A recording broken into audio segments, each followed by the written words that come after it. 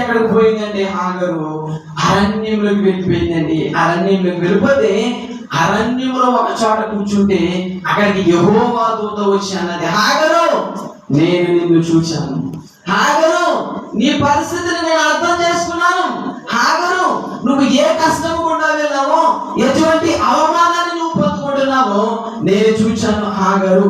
నేను చూచుచున్నటువంటి దేవుడను, నీకు నేను అన్యాయం చేసేటువంటి దేవుడను కాదు అని యెహోవా దూత ఎవరికి ఆజ్ఞాపించడం జరిగిందంటే హాగరుకు ఆజ్ఞాపించడం జరిగింది. చూడండి, మనకున్నటువంటి పరిస్థితుల్లో కూడా, మనకున్నటువంటి అనుకూలమైనటువంటి పరిస్థితుల్లో, మన పరిస్థితులు మనకి సానుకూలంగా లేనప్పుడు, మన పరిస్థితులు మనకి ఇప్పుడు కూడా వ్యతిరేకంగా ఉన్నప్పుడు మనం కూడా ఏమైపోతామంటే హాగరులాగే ఉంటాము, ఒంటరి వాళ్ళైపోతూ ఉంటాము. నా పక్షిగా ఎవరు లేరు అని చెప్పేసి మనం కూడా కృంగిపోతూ ఉంటామండి హాగరు వలె. హాగరు జీవితంలో అదే జరిగింది. కానీ యెహోవా దూత ఏం చేసిందంటే హాగరు యొక్క జీవితంలో నేను చూచుచున్నటువంటి దేవుడును, నీ పక్షంగా నిలబడి నేను వ్యాజ్యమైనటువంటి దేవుడు, నేను నీకు ఏమాత్రం కూడా అన్యాయం చేసే దేవుడు కాదు అని చెప్పేసి హాగరుని యెహోవా దూత ఏం చేసిందంటే వాదార్చడం జరిగిందండి. ఈరోజు నువ్వు కూడా అదే పరిస్థితిలో ఉన్నావేమో, నువ్వు కూడా ఒంటరితనంలో ఉన్నావేమో, లేకపోతే నీకు ఉన్నటువంటి పరిస్థితుల్లో నువ్వు జయించలేక ఒంటరితనంలో ఉండిపోయి కృంగిపోయి ఏడుస్తున్నావేమో. దేవుడు ఏమన్నాడంటే నేను ఎల్రోయి దేవుడును, నేను చూచుచున్నటువంటి దేవుడును, నీ పరిస్థితులను నేను చూచి అర్థం చేసుకోగలిగినటువంటి దేవుడును అని చెప్పేసి ఇక్కడ ఉన్నటువంటి మనందరికి కూడా దేవుడు ఏమి ఇస్తున్నాడంటే ఆదరణ ఇస్తున్నాడండి, ఆదరణ ఇస్తున్నాడు. చూడండి, సారా తనకి అన్యాయం చేసింది ఒక పక్క ఒక విధంగా ఆలోచన చేయాలంటే, కానీ దేవుడు ఏం చేసిందంటే యెహోవా దూత ఏం చేసిందంటే నాయం ఏ విధంగా చేసింది, గర్భానైతే ధరించింది, తన పుట్టబోయేటువంటి కుమారుడి ద్వారా చాలా విస్తరించేస్తాను, నేను జనాంతటిని కూడా జనాంగానంతటిని కూడా నేను విస్తరింపచేస్తానని చెప్పేసి ఒక ఆశీర్వాదాన్ని పలికాడు. చూడండి, ఈ రోజు ప్రపంచంలో ఎక్కువ జనాభా కలిగినటువంటి వాళ్ళు ఎవరండి? ముస్లిమ్సా, క్రిస్టియన్సా, లేకపోతే బౌద్ధులా, సిక్కులా, లేకపోతే ఎవరండి? క్రైస్తవులే ఎక్కువ. తర్వాత జనరేషన్ ఎవరు కనిపిస్తారండి? ముస్లింసే కనిపిస్తారండి. కేవలం ఎవరిని బట్టి అంటే ఇష్మాయిలుని బట్టి అండి. ఇష్మాయిలు అంటే ఎవరండి? హాగరు గుర్తుకు రావాలి. ఈ హాగర్ని దీవించినటువంటి వాళ్ళు ఎవరండి? దేవుడేనండి. చూడండి, న్యాయం ఎలా చేశాడో చూడండి. దేవుడు ఆయన చూచి ఏదో ఊరికి చూచి వెళ్ళిపోయేటువంటి దేవుడు కాదైనా. మనుషులుగా మనం అది చేస్తా ఉంటాం. ఏదైనా కష్టం వస్తే అప్పటి వరకు మనకి కష్టాల్లో ఉండి, తోడుగా ఉండి, నీడగా ఉండి ఆదరించేటువంటి వ్యక్తులు మనం ఏం చేస్తా ఉంటామంటే అప్పటి వరకు చూసి నా వల్ల కాదా, నాకే పరిస్థితులు బాగలేదని చెప్పేసి చేతులు దులిపేసుకుంటాం. కానీ దేవుడు పైనుండి చూస్తున్నాడండి. అది ఎల్రోయి అనేటువంటి మాటకి అర్థం ఏంటంటే చూచుచున్నటువంటి దేవుడు. ఈ ఎల్రోయి అనేటువంటి మాట హీబ్రూ వర్డ్స్, జాగ్రత్తగా గమనించండి. హీబ్రూ వర్డ్స్, నేను చెప్పబోయేటువంటి పేర్లన్నీ కూడా హీబ్రూ వర్డ్స్ అంటే దేవుడికి ఇవ్వబడినటువంటి పేర్లు ఇవన్నీ కూడా. రెండో పేరు కూడా మీకు తెలియజేస్తాం. చూడండి, రెండో పేరు ఏంటంటే యెహోవా రాఫా. విన్నారా? యెహోవా రాఫా అంటే అర్థం ఏంటి? స్వస్థపరచు దేవుడు. ఆదికాండ గ్రంథం 15వ అధ్యాయము 26వ వచనం. క్షమించండి, నిర్గమకాండము 15వ అధ్యాయము 26వ వచనాన్ని నేను చివరిలో చదువుతున్నాను. చూడండి, నిన్ను స్వస్థపరచు యెహోవాను నేనే అని. జాగ్రత్తగా గమనించండి, ఈ మాట ఎవరితో పలుకుతున్నాడు దేవుడు అని అంటే ఇశ్రాయేలీయుల ప్రజలతో పలుకుతున్నాడండి. నేను మీకు ఏ తెగులు రాకుండా నేనేం చేస్తానంటే స్వస్థపరిచేటువంటి దేవుడును, స్వస్థపరిచేటువంటి దేవుడు. చూడండి, మనము ఎప్పుడు కూడా దేవుడి సన్నిధిలోకి వచ్చినటువంటి మనము దేవుడు నా పట్ల ఏదో ఒక కార్యం చేస్తే బాగుండు, దేవుడు నాకున్నటువంటి అనారోగ్యాన్ని స్వస్థపరిస్తే బాగుండు అనేటువంటి ఆశతో వచ్చినటువంటి ప్రజలు కూడా దేవుని సన్నిధిలో గడిపేటువంటి వాళ్ళు ఉంటారు. ఒకవేళ అదే అనారోగ్యంతో కనుక, లేకపోతే నీ జీవితంలో భరించలేనటువంటి ఏదైనా బాధతో నువ్వు బాధపడుతూ ఉన్నట్లయితే దేవుడు నిన్ను ఏం చేయబోతున్నాడంటే స్వస్థపరచబడును గాక. ఆమేన్. దేవుడు ఇశ్రాయేలు ప్రజలకి చాలా వాగ్దానాలు ఇచ్చాడండి. వాగ్దానాలు ఇచ్చినటువంటి వాగ్దానాలలో ఈ వాగ్దానం ఎటువంటిదంటే, నేను స్వస్థపరచు యెహోవాను, స్వస్థపరచు యెహోవాను. యెహోవా రాఫా, మన పాట పాడదాం చూడండి. యెహోవా రాఫా, యెహోవా రాఫా, స్వస్థపరిచావే వందనమయ్యా. యెహోవా రాఫా, యెహోవా రాఫా, స్వస్థపరిచావే వందనమయ్యా. చూడండి, ఆయన స్వస్థపరిచే దేవుడైనా, స్వస్థతనిచ్చేటువంటి దేవుడైనా. యేసయ్య స్వస్థతనివ్వడం కోసమే కాదు, నీ ఆత్మీయమైనటువంటి జీవితాన్ని కూడా ఆయన బాగుపరచడం కోసమే నీకు ఇచ్చినటువంటి వాగ్దానం అండి. నేను చాలా చిన్నగానే షార్ట్ ఎక్స్ప్లెనేషన్ ఇస్తాను. ఎందుకంటే నేను మూడో మాటకి కొంచెం ఎక్స్ప్లెనేషన్ ఎక్కువగా ఇద్దామని నేను త్వరగానే నేను ముందుకు వెళ్ళాలని ఆశపడుతున్నానండి. ఫస్ట్ మాట ఏంటండి? కొంచెం గట్టిగా చెప్పండి అమ్మా. ఎల్లోయి అంటే దాని అర్థం ఏంటంటే స్వస్థత, సారీ క్షమించండి, చూచుచున్నటువంటి దేవుడు. రెండో మాట ఏంటమ్మా? యెహోవా రాఫా, దానికి అర్థం స్వస్థపరచు దేవుడు. మూడోది చూడండి, యెషయా గ్రంథము 7వ అధ్యాయము 14వ వచనం. యెషయా గ్రంథము 7వ అధ్యాయము 14వ వచనం. కాబట్టి ప్రభు తానే ఒక సూచన మీకు చూపును. చదవనమ్మా.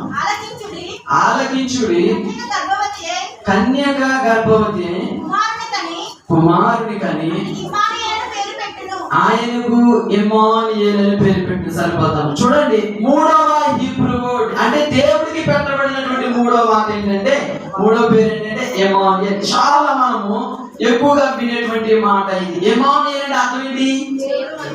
దేవుడు మనకి తోడై ఉన్నాడు అని అర్థం. చూడండి, తోడు అనేటువంటి మాట చాలా ప్రాముఖ్యమైనటువంటిది.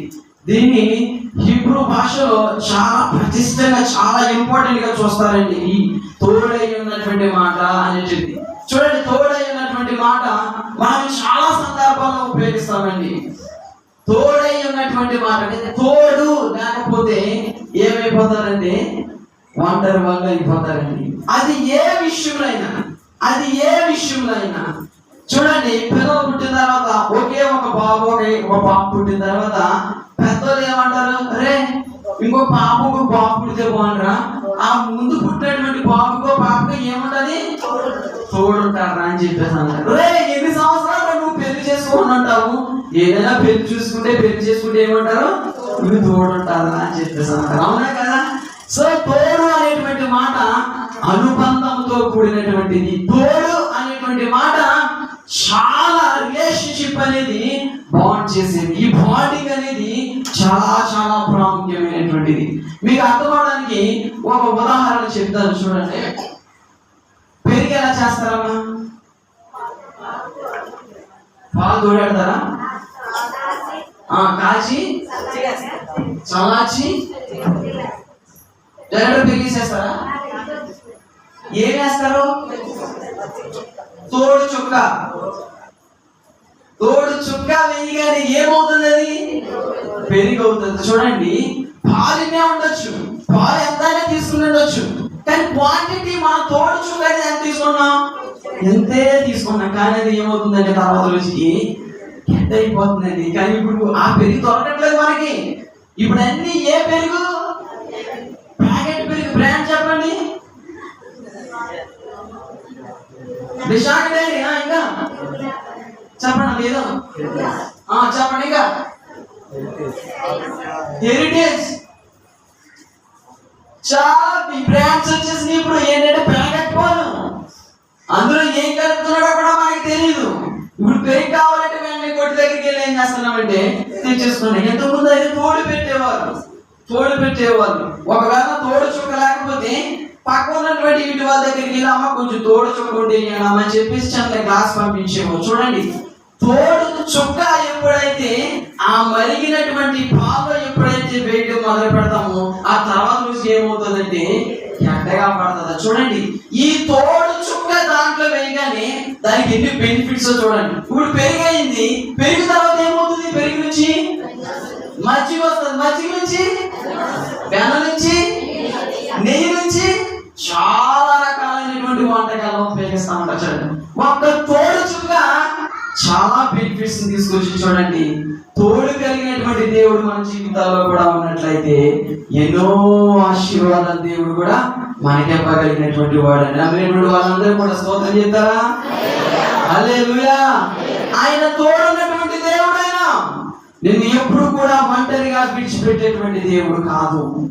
నేను ఎప్పుడు కూడా ఆ దిగులుతో నిన్ను విడిచిపెట్టేటువంటి దేవుడు కాదు. ఆయన ఇమ్మానుయేలు దేవుడు. ఆయన చూచుచున్నటువంటి దేవుడు. ఆయన నిన్ను స్వస్థపరిచే దేవుడు. ఆయన నీ పక్షముగా ఉండి, నీకు తోడుగా ఉండి, నీకు అండనిచ్చేటువంటి దేవుడు. ఆయన తోడు లేకపోతే బైబిల్లో ఒక ఉదాహరణకు తెలియజేస్తాను చూడండి. ఆయన తోడు లేకపోతే మొత్తం ఆ సామ్రాజ్యమే కాదండి, అక్కడ ఉన్నటువంటి ప్రజలందరూ కూడా కూలిపోయారండి. యెహోషువ గ్రంథం చూడండి. యెహోషువ గ్రంథము 7వ అధ్యాయము. యెహోషువ గ్రంథము 7వ అధ్యాయం 11వ వచనం చదువుతున్నాం చూడండి. క్షమించండి, 12వ వచనం చదువుతున్నాను. కాబట్టి ఇశ్రాయేలీయులు శాపగ్రస్తులై తమ శత్రువుల ఎదుట నిలవలేక తమ శత్రువుల ఎదుట వెనుకకు తిరిగిరి.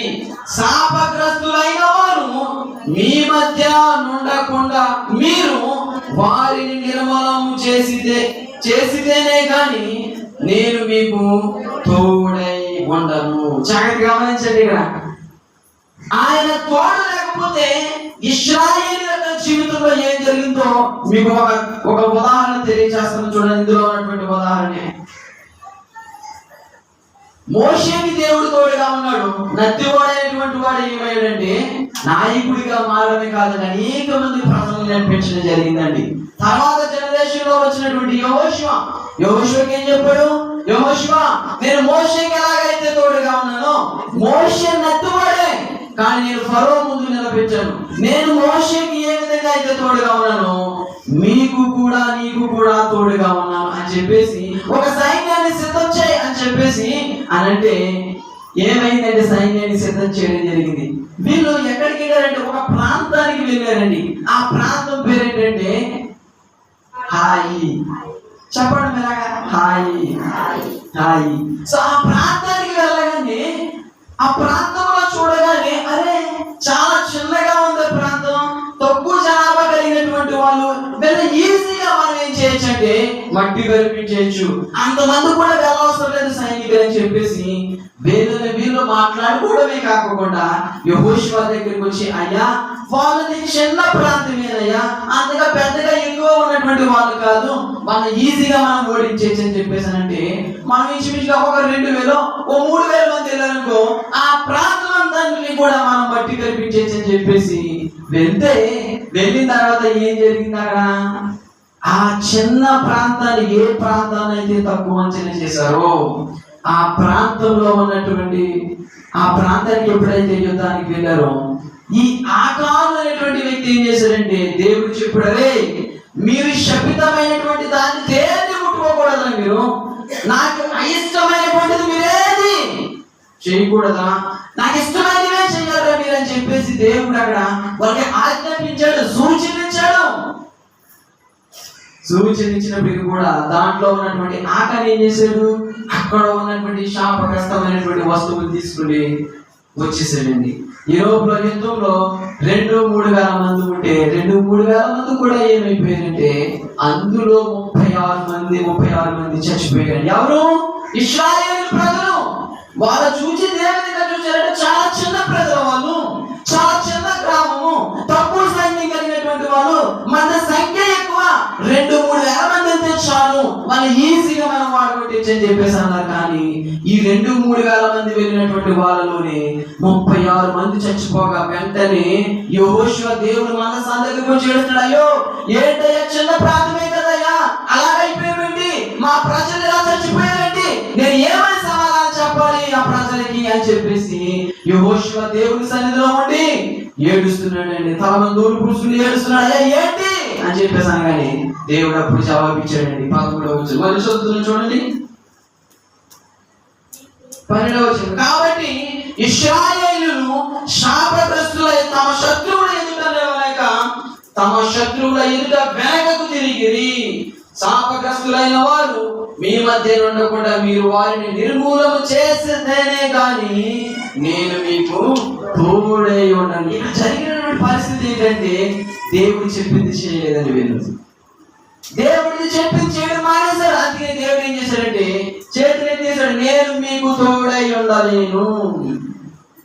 ఆయన తోడు లేకపోతే 36 మంది చచ్చిపోయారండి. చిన్న గ్రామం ముందు, ఆ గ్రామం పేరేంటండి? హాయి. ఈ గ్రామం ముందు ఎంతో బలమైనటువంటి ఇశ్రాయేలు సైన్యం కూడా ఏమైపోయిందంటే ఓడిపోయింది. చూడండి, దేవుడు తోడు కనుక లేకపోతే మన జీవితాల్లో కూడా అదే జరుగుతుందండి. దేవుడు తోడుని కనుక మనం కోరుకోకపోతే మన జీవితాల్లో ఎన్నో శాపగ్రస్తమైనటువంటి పనులు చేయడం మొదలు పెడతా ఉంటాం. శాపం చేసేటువంటి మనుషుల మధ్య బ్రతకడం మొదలు పెడతా ఉంటాం. తప్పులు చేసేటువంటి మనుషుల మధ్య బ్రతకడం మొదలు పెడతా ఉంటాం. ఎప్పుడేనండి దేవుడు తోడు మనకు లేనప్పటికీ. యెహోషువ ఏడుస్తున్నాడు, ఏం సమాధానం చెప్పాలి? ఈ లక్షల మందికి ఏమైనా సమాధానం చెప్పాలయ్యా అని చెప్పేసి దేవుడు చెప్పగానే ఎంత మంచి మాటలు చెప్పాడో చూడండి. అపవిత్రమైనటువంటిది ముట్టుకున్నారయ్యా వాళ్ళు. నేను చెప్పాను మీకు, నేను ఒక కండిషన్ పెట్టాను, నేను మీకు ఒక ఆజ్ఞ పెంచాను, నేను ఒక మాటలు చెప్పాను, మీరు విన్నారా అని అంటే మీరు వస్తువులకి, బంగారానికి, ఆభరణానికి లోబడి ఏం చేశారంటే ఆకాలు చేసినటువంటి తప్పు వల్ల మొత్తం ఇశ్రాయేలు సైన్యం అంతా కూడా ఓడిపోవడమే కాదు 36 మంది బలైపోయారు. ఆయన తోడు లేకపోతే ఎటువంటి పరిస్థితులు సంభవిస్తాయో చూడండి. ఈరోజు ఒక ప్రశ్న, ఈరోజు దేవుడు తోడు కోరుకుంటున్నావా? ఈరోజు దేవుడు నాకు తోడుగా కావాలని చెప్పేసి కోరుకుంటున్నావా? లేకపోతే దేవుడు వద్దు అని చెప్పేసి లోకాన్ని కోరుకుంటున్నావా? నీకు ఏ తోడు కావాలి? దేవుడు తోడు కావాలా లేకపోతే లోకం తోడు కావాలా? ఈరోజు దేవుడు తోడుగా ఉన్నట్లయితే మోషేను ఏ విధంగా అయితే దేవుడు హెచ్చించాడు, మోషేను నత్యవారిని తీసుకొచ్చి ఎలాగైతే నాయకుడిగా చేశాడో, మోషేను ఎలాగైతే లక్షల మందిని తీసుకొచ్చి ఒక చోట పెట్టాడు, ఆ రీతిగా దేవుడు నిన్ను నన్ను కూడా ఆయన తోడుగా ఉంటే, ఇప్పుడు చూడండి, తోడు చుక్క పెరిగిలో ఏడవుతే ఎన్ని బెనిఫిట్స్ అయితే ఉన్నాయో ఆయన మన జీవితాల్లో తోడుగా ఉన్నట్లయితే మన జీవితం కూడా ఎప్పుడు కూడా వర్ధిల్లుతూనే ఉంటదండి. నమ్మినటువంటి వారందరూ కూడా స్తోత్రం చెప్తారా? హల్లెలూయా. దావీదు జీవితం చూడండి, గొర్రెలు కాచుకునేటువంటి వాడే దేవుడు తోడును కోరుకున్నాడు కాబట్టి దేవుడు తీసుకెళ్ళి ఎక్కడ పెట్టాడండి?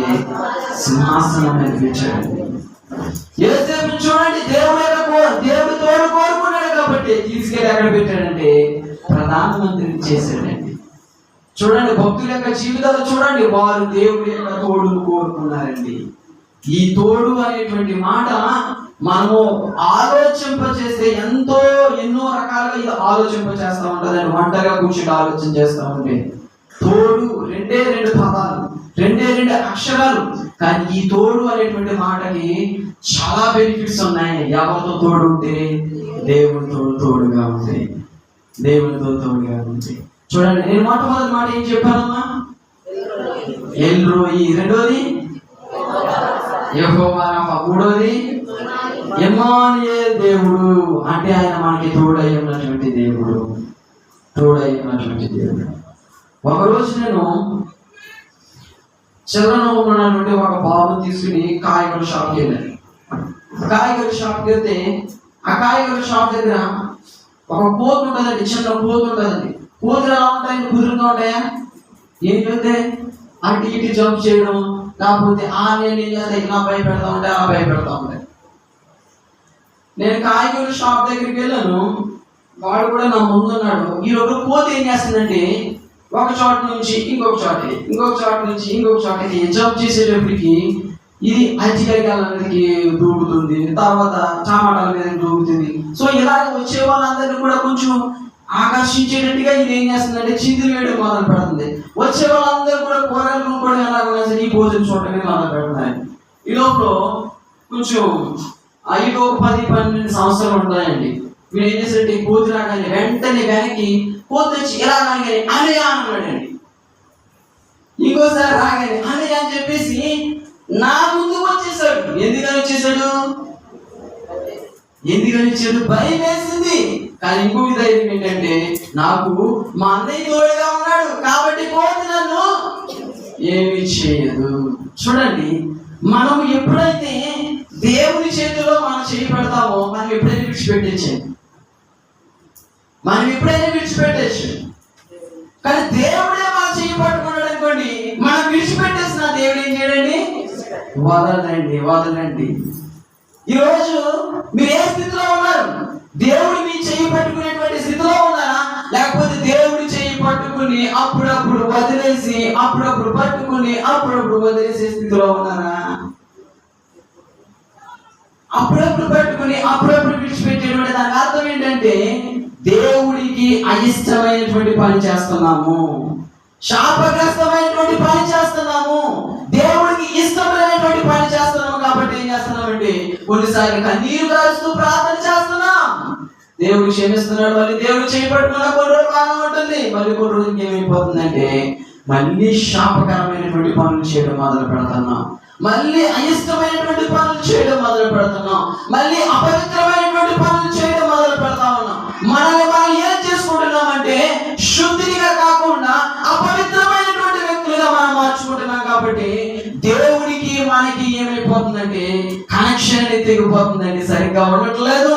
అందుకనే దేవుడి సన్నిధిలోకి వెళ్ళి పట్టుకుని ఏడవండి. ఒక రోజు కాదు, 2 రోజులు కాదు, ప్రభువా నేను పాపిని, నన్ను క్షమించని చెప్తే ఆయన క్షమించేటువంటి దేవుడే. కానీ ఒక్కసారి నువ్వు దేవుడి సన్నిధిలోకి వచ్చిన తర్వాత, ఒక్కసారి నువ్వు దేవుడితో తోడు కోరుకున్న తర్వాత, ఒకసారి దేవుడే నీకు తోడైన తర్వాత నువ్వు చెరిగిపోతూ ఉంటే దేవుడు ఏం చేస్తా ఉంటాడంటే నీకు అలర్ట్ చేస్తా ఉంటాడు.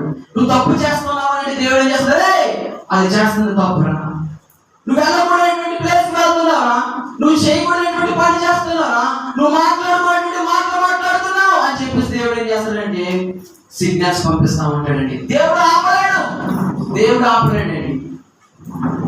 దేవుడు మనకి ఫ్రీడమ్ ఇచ్చాడు, మనకి స్వేచ్ఛను ఇచ్చాడు లోకంలో. కానీ అదే రీతిగా దేవుడు మనకి ఏం పెట్టాడండి, కొన్ని కండిషన్స్ పెట్టాడండి, కొన్ని రూల్స్ పెట్టాడండి. మన పిల్లల దగ్గర అంటాం కదా, అరే నువ్వు ఎవరు తెలియరా, నీకు చాక్లెట్ ఇస్తాను రా, లేకపోతే ఈ హోంవర్క్ చేసారా, ఈ హోంవర్క్ చేసావు నీకు మంచి చాక్లెట్ కొనిస్తారా అంటే ఏంటి? ఈ హోంవర్క్ చేస్తేనంటే చాక్లెట్ కొనిస్తానంటే నువ్వు ఒక కండిషన్ పెడుతున్నావు అక్కడ. ఆ కండిషన్ కూడా ఏమవుతాడంటే లో పెడతాడు. కాబట్టి చాక్లెట్ మా మమ్మీ ఇస్తుంది, చాక్లెట్ మా డాడీ ఇస్తాడు అనేటువంటి కండిషన్ నువ్వు పెడుతున్నావు. కాబట్టి ఏం చేస్తాడంటే హోంవర్క్ చేయడం మొదలు పెడుతున్నాడు. కానీ ఇప్పుడు మరీ మారిపోయిందండి. ఎలాగా? ఫోన్లు ఇచ్చేస్తున్నారు పిల్లలకి, ఫోన్లు పట్టుకెళ్ళి ఆ చేతిలో పెట్టేస్తున్నారు. ఇంకేముంది?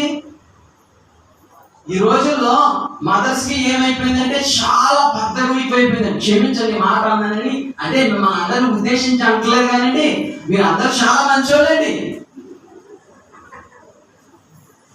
అవునండి, పెద్దనాటి రోజుల్లో మా అమ్మమ్మ ఆ సైడ్ అంటే ఆ టైప్, సో ఆ టైప్ లో ఉన్నటువంటి జనరేషన్ వాళ్ళు చిన్న పిల్లలకి భోజనం పెట్టాలంటే వాళ్ళ చంకలో పెట్టుకుని బయటికి తీసుకువెళ్ళి చందమామ రాగంటూ పాటలు పాడుతూ ఏం చేసేవారంటే గోరు ముద్దలు తినిపిస్తా ఉండేవారండి. ఇప్పుడు ఆ తల్లికి అంత ఓపిక లేదండి. చంక మీద వేసుకుని లేకపోతే పెట్టుకుని బయటికి తీసుకెళ్లి ఆడించేటువంటి ఓపిక లేదు. ఏం చేస్తున్నారు? నాకు చాలా పనులు ఉంది, వీటిని ఏదో విధంగా సైలెంట్ పెట్టాలి, ఈయన ఏదో విధంగా కుదిరి పెట్టాలి. పిల్లలు కూడా ఏమి ఇష్టం? సెల్ల ఇష్టమండి. ఆ సెల్ల అలాగా ఆడేస్తారు, వేరే పనులు చేసుకుంటా ఉంటారు. చూడండి ఎంత సుఖమైపోయింది చూడండి. కానీ ఇక్కడ లాజిక్ అర్థం అవ్వట్లేదండి తల్లికి, ఇక్కడ లాజిక్ అర్థం అవ్వట్లేదు తండ్రులకి. ఈ సెల్లే తర్వాత ఏం చేస్తుందంటే కొన్ని రోజులు పోయిన తర్వాత నాకు సెల్లే సావా చస్తావా అని చెప్పేసాను అన్నాడు. చాలా మంది పిల్లలు చచ్చిపోతున్నారు చూడండి. కళ్ళు అప్పుడే చిన్న వయసులో ఉన్న వారికి ఏం వచ్చేస్తుందండి, సైడ్ వచ్చేస్తుంది. ఆ ఫోన్ లో ఏదైతే చూస్తున్నారో, ఆ ఫోన్ లో ఉన్నటువంటి ఏ గేమ్స్ అయితే ఆడుతున్నారో, ఆ ఫోన్ లో ఏ కార్టూన్స్ అయితే వస్తున్నాయో అవి చేస్తున్నట్టుగా నేను కూడా ఏం చేస్తున్నారండి అలా చేయడం మొదలు పెడుతున్నారండి. నేను ఇప్పుడు కాదు, ఇంతకుముందు ఎప్పుడో ఒక పాఠం చదివినట్టు చిన్నపిల్లడు ఏం చేశాడంటే అందులో వేస్తున్నటువంటి చిందులు చూసి అది ఏం చేసిందంటే ఆయిల్ మీద పోసుకుంటే నిప్పంటించుకుందంటండి. వీడు కూడా ఏం చేశాడంటే బయటకు వచ్చి అది ఏదో బలి చేసిందిరా అంటే మాయ చేస్తా ఉంటారు పిల్లల దగ్గర. వీడు కూడా ఏం చేశాడంటే నాకు కూడా అలా జరుగుతుందేమో అని చెప్పేసి వీడు కూడా కొంచెం ఇలా నిప్పంటించుకున్నాడు అంటండి. ఏమైపోయాడంటే చచ్చిపోయాడు. చూడండి, మన పిల్లలకి మనం ఏమి నేర్పిస్తున్నాం? నువ్వు అనుకోవచ్చు కొంచెం సేపు సుఖం కోసం, నీ పని అయిపోవడం కోసం ఏం చేస్తున్నావు అంటే ఫోన్ పెట్టి మీద ఆడేస్తున్నావు. కానీ వాడు తర్వాత నీకు ఏం తీసుకొస్తున్నాడంటే తల మీద చాలా భారాన్ని తీసుకొస్తున్నాడు, బరువు తీసుకొస్తున్నాడు. నువ్వు దేవుడి యొక్క తోడును కోరుకున్నట్లయితే నీ పిల్లల్ని అలా పెంచండి, నీ కుటుంబాన్ని ఆ రీతిగా నడిపించవు. నువ్వు దేవుడు తోడు లేకే కదా నీ కుటుంబంలో ఇటువంటి పరిస్థితులు. నువ్వు నిజంగా ఆత్మీయ తల్లివైతే, నువ్వు దేవుడితో ముడిపడి ఉన్నట్లయితే, దేవుడి యొక్క వాక్యంతో ముడిపడినట్లయితే, దేవుడితో నువ్వు సంబంధాన్ని కలిగి ఉన్నట్లయితే నీ కుటుంబ వ్యవస్థను కూడా నువ్వేం చేస్తావంటే కాపాడుకోవడం మొదలు పెడతావండి, పెళ్లి చేసుకోవడం మొదలు పెడతాం. కానీ ఇది మనం చేస్తున్నామా అంటే చాలా మంది పిల్లలండి ఎక్కడ చూసిన పిల్లలు ఏం చేస్తున్నారంటే ఇంకో విషయం చెప్పనండి, కనీసం తల్లులండి పాలిచ్చే తల్లులు కూడా ఏం చేస్తారంటే పిల్లలు పాలిచ్చేసి ఫోన్లో కూడా మొదలు పెడతారండి. ఆడేం చేస్తున్నాడు, మా అమ్మ ఏం చేస్తున్నా అని చూస్తున్నాడు కొన్ని రోజులు అలాగా. ఏమంది, ఒక సంవత్సరం తాగుతాడు పాలు, లేకపోతే సంవత్సరం తాగుతాడు. మా అమ్మ ఈ సంవత్సరాల పాటు ఏం చేసిందా అని చెప్పేసి వీడు అబ్జర్వ్ చేస్తున్నాడు. మా అమ్మ ఫోన్ నొక్కుతుంది, నేను కూడా ఫోన్ అడిగితే బాగుంటుంది అని చెప్పేసి వీడు కూడా ఏం చేయడం మొదలు పెడతాడు. మీ ముందు చిందలేయడం మొదలు పెడుతున్నాడు. ఫోన్ ఇస్తావా, మా కన్నుకి ఏదైనా నుంచి పడుతున్నా. చూడండి, మనం చేస్తున్నటువంటి చిన్న చిన్న తప్పులే రేపు ఏమవుతుందంటే, రేపు తరానికి ఏమవుతున్నామంటే మనము ఆపేస్తున్నాము, వారిని వద్దనింప చేయకుండా ఆపేస్తున్నాము. మనం అనుకోవచ్చే అది భలే మాట్లాడుతున్నాడు రా, అరే అది భలే మాట్లాడుతున్నాడు రా, బూతులే కానీ భలే మాట్లాడుతున్నాడు అని చెప్పేసి ఓ మురిసిపోయేటువంటి తల్లులు కూడా ఉన్నారు. కానీ ఆ మాటలు ఏమవుతాయంటే ఇప్పుడు కూడా పాపము పెద్దగా స్టార్ట్ అవుతుంది, చిన్నగానే కొంచెంతో ఫస్ట్ స్టార్ట్ అవుతుంది. తర్వాత ఏమవుతుందంటే అదే పెద్ద అలవాటుగా మారిపోతుంది. అది లేకపోతే జీవించడం, అది లేకపోతే చచ్చిపోతాం. అటువంటి పాపము చాలా భయంకరమైనదండి. చిన్నదే స్టార్ట్ అవుతుంది, తర్వాత తీసుకెళ్ళి మనల్ని ఏం చేస్తుందంటే ముంచేస్తుంది దాన్ని. ఈరోజు దేవుడు తోడు నీకున్నాడా? ఈరోజు నీ కుటుంబాన్ని కట్టుకోవడం దేవుడు తోడు కోరుకుంటున్నావా? నీవు నేను ముగించేస్తానండి. నేను 2020లో నాగాలాండ్లో బైబిల్ ట్రైనింగ్కి వెళ్ళినప్పుడు ఆ ప్రాంతంలో నాకు ఎవరో తెలియదండి. ఇక్కడి నుంచే ఒక బాబు వచ్చాడండి. ఆ అబ్బాయి నేను ఇద్దరం కలిసి వెళ్ళానండి. ఆ నాగాలాండ్ అంటే ఎక్కడో చివరి ఉంటుందండి. అది మీరు మ్యాప్లో కనుక చూస్తే ఇక్కడ నుంచి ఇంచుమించుగా 2400 కిలోమీటర్లు అండి. 2 days ఫుల్ జర్నీ చేయాలండి ట్రైన్లో వెళ్ళాలంటే.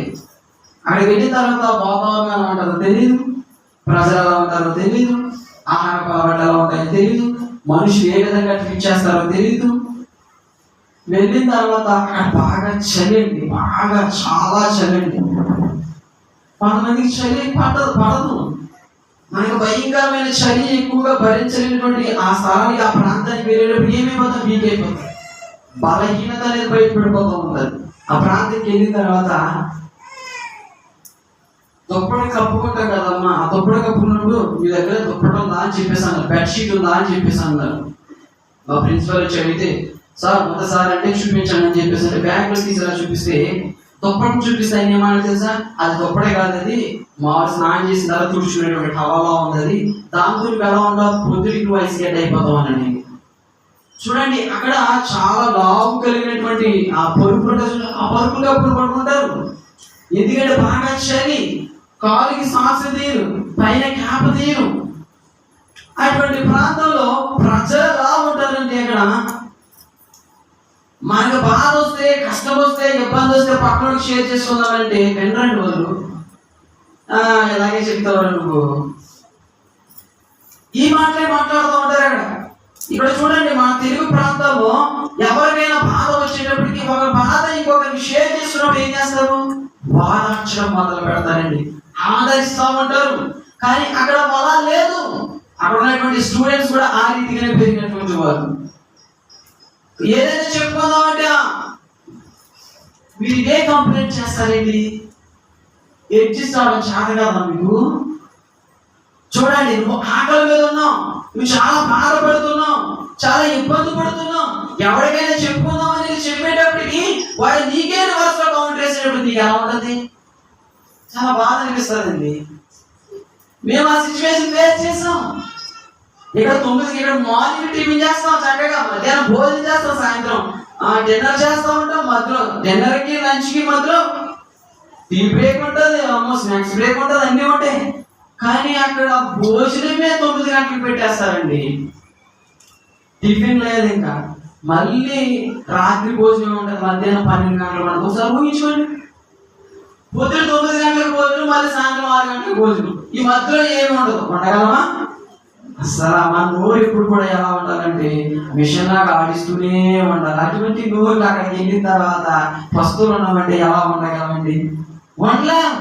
కానీ సంవత్సరం ఉన్నామండి అక్కడ పెట్టే ఫుడ్ ఏమైనా మనలాగా మసాలా కారాలు నూనెలు తగ్గుతాయండి? అస్సలు. పప్పు ఎలా ఉంటుంది తెలుసండి? కుక్కర్లో పెడతాడు, నువ్వులు వేస్తాడు, టమాటా వేస్తాడండి, కొంచెంసేపు సీమన్నప్పటికి ఏం చేస్తాడండి, తీసేసి అన్ని చేసేస్తా ఉంటాడండి. బాబా పప్పు తినలేక లోపల ఎసిడిటీ ఫామ్ అయిపోయి, గ్యాస్ ఫామ్ అయిపోయి, ఏంట్రో బాబు మనకి ఇన్ని కష్టాలు వచ్చినాయి, ఏంట్రో బాబు. ఒక్కొక్కసారి ఎవరికి చెప్పుకోలేక వాడు నేనేం చేసామంటే పక్క గడ్డకి ఏంట్రో మన పరిస్థితి ఎలా ఉంది, మనం అర్థం చేసుకునే వాళ్ళు ఎవరు లేరా? చాలా భయంకరంగా ఉండేదండి పరిస్థితి. ఫుడ్ కూడా ఎలా ఉండేదంటే చేపల కూర ఎప్పుడు తినలేనటువంటి కూర అండి, ఉడకబెట్టి చేస్తారండి. మామూలుగా వండి తినే కూర నీసులో పోస్తే తినమండి, మనం అంతలా ఉంటాం. కానీ అక్కడికి ఉడకబెట్టిన కూర తిన్నారు ఏంట్రా బాబు, ఎలా తినమంటారు? నేను చాలా రోజులు ఆ ఉడకబెట్టిన కూర తినలేక ఆ వాసన పడక ఏం చేసేవాడిని అంటే నీళ్లు తీసుకుంటే నీళ్ళు వేసుకునే రైస్లో అంటే గుల్బమ్మ కడుపులోరే వంట కూడా కొంచెం గుల్బమ్మ రాబాబు అని చెప్పేసి ఉప్పేసుకుని తిరిగివ్వండి అండి. అదే కొంచెం ప్రశాంతంగా ఉండేదండి. అక్కడ ఉన్న ఫ్రెండ్స్ అందరూ కూడా అనుకోరండి, ఒరే నీళ్ళు వేసుకుని ఎలా తింటున్నావు బాబు అని చెప్పేసి అనుకోండి. నాకు అదే ప్రశాంతంగా అనిపించేదండి. చూడండి, చాలా అక్కడికి వెళ్ళిన తర్వాత అన్ని తినేస్తారండి, తినకూడలేనటువంటి అన్ని కూడా తింటారండి నాగరండి. మరి అటువంటి పరిస్థితుల్లో మీకు చెప్తుంటేనే మీకు అలా ఉందంటే అనుభవించేటువంటి వాడు నాకు ఎంత అలా ఉంటుందో ఒకసారి ఊహించుకోనమ్మా మీరు. కొన్నిసార్లు ఎవరికి చెప్పుకోలేక బాత్రూంలోకి వెళ్ళి కళ్ళంప నీళ్ళు వస్తే కళ్ళు తుడుచుకుని మొక్కగట్టులు బయటకు వస్తే ఏమైందిరా అని చెప్పేసి ఏమి లేదురా అని చెప్పేసాను. ఎందుకని? దేవుడు వాక్యాన్ని నేర్చుకోవడానికి వెళ్ళాం. దేవుడు వాక్యాన్ని నేర్చుకోవడానికి వెళ్ళినప్పుడు కొన్ని పరిస్థితులు మనం ఏం చేస్తూ ఉంటాయంటే ఆటంకపరుస్తూ ఉంటాయి. కొన్ని పరిస్థితులు మనం ఏం చేస్తూ ఉంటాయి అంటే దిగజారు చేస్తూ ఉంటాయి. కానీ మన ఫోకస్, మన గోల్ ఏంటంటే దేవుని సన్నిధిలో ఉన్నటువంటి మనము వాక్యాన్ని నేర్చుకోవాలని వెళ్ళినటువంటి మేము అలాగే దేవుని సన్నిధిలో నిలబడ్డామండి. దేవుని సన్నిధిలో 1 సంవత్సరం ఉన్నాము. 1 సంవత్సరం తర్వాత మళ్ళీ ఇంకొకసారి వెళ్ళామండి, మళ్ళీ ఇంకొకసారి వెళ్ళాం. అలా 3 సార్లు వెళ్ళడం జరిగింది. ఎందుకని? ఫస్ట్ టైం మేము అడ్జస్ట్ చేసుకోవడం మొదలు పెట్టాం కాబట్టి, ఫస్ట్ టైం మేము ఫుడ్ ఆహారాన్ని అలవాటు చేసుకోగలిగాము కాబట్టి 2 టైమ్స్ మేము తిరిగి మళ్ళీ వెళ్ళగలిగామండి. చూడండి, కొన్నిసార్లు 12-1 గంటల టైంకి గ్యాస్ ప్రాబ్లం, ఎసిడిటీ ఫామ్ అయిపోయి నొప్పి వచ్చేస్తూ ఉండేదండి. ఎప్పటికి చెప్పుకోవడం అర్థం కాదండి. కనీసం టాబ్లెట్ ఇవ్వండి బాబు అని చెప్పేసి పైకి వెళ్ళినా కానీ పైకి అందరూ కూడా ఆ చలిలో మొత్తం డోర్ ఎట్టి కొడుతున్నారు. ఎవరైనా అనమంటారు. ఆకలి వేసేసిందండి. 6 గంటలు తిన్నామంటే మధ్యాహ్నం 12-11 అయినప్పుడు ఆకలి వేసేస్తుంది లేదా? ఆకలి వేసేసి పక్కన నీళ్ళుంటే నీళ్ళు తాగేసి పడుకునేవాళ్ళు. ఏంట్రో బాబు, ఏ రోజులు పెడతారో బాబు ఈ ఫుడ్. చూడండి, దేవుడు కొన్నిసార్లు మనల్ని పరీక్షిస్తూ ఉంటాడు. కొన్నిసార్లు దేవుడు అటువంటి పరిస్థితులు కూడా మనం తీసుకువెళ్తా ఉంటాడు. దేవుడు మీ జీవితంలో కూడా అటువంటి పరిస్థితులు కూడా వెళ్తున్నారేమో, అటువంటి పరిస్థితుల్లో మీరు కూడా ఉన్నారేమో. దేవుడు తోడై ఉంటే కనుక నీకున్నటువంటి ఏ పరిస్థితి అయినా, ఏ శ్రమ అయినా కూడా నువ్వేం చేస్తావంటే ధైర్యంగా ఎదుర్కోగలవండి. నమ్మినటువంటి వాళ్ళందరూ స్తోత్రం చెప్తారా? హల్లెలూయా. దేవుడు మాకు తోడుగా ఉన్నాడు. వాక్యమే మమ్మల్ని బలపరిచింది, ప్రార్థనే మమ్మల్ని బలపరిచింది. దేవుడితో మేము కనెక్షన్ పెంచుకున్నానండి. దేవుడితో అనుదినము కనెక్షన్ పెంచుకున్నాం కాబట్టి, దేవుని యొక్క తోడును కోరుకున్నాం కాబట్టి, పరిస్థితులు తారుమారైపోయినా, పరిస్థితులు నాకు వ్యతిరేకంగా ఉన్నా కూడా నేను ఎలా ఉన్నానంటే ధైర్యంగా నిలబడగలిగానండి. దేవుడు తోడు, దేవుడు తోడు. నేను ముగించేస్తాను. ఈరోజు దేవుడు తోడును కావాలనుకుంటున్నావా, లేకపోతే లోకంలో తోడు కావాలనుకున్నావా? లేదు, నేను దేవుడు తోడే కావాలి, దేవుడు తోడు నాకైతే ఉన్నది. కానీ కొన్నిసార్లు నేను ఏమైపోతానంటే పడిపోతున్నానని చెప్పేసి ఆ యొక్క జయమాల వల్లవేమో దేవుడి సన్నిధిలో ప్రార్థించినట్లయితే ఆయన మనకి సమాధానం ఇచ్చేటువంటి దేవుడు. ముగించేస్తున్నాను. ఫస్ట్ మాట ఏంటండి? ఎల్రోయి. రెండోది యెహోవా రాఫా. మూడోది ఇమ్మానుయేలు దేవుడు. ఇమ్మానుయేలు దేవుడు. దేవుడు ఈ మాటను దీవించి ఆశీర్వదించును గాక. ఆమేన్. థాంక్యూ.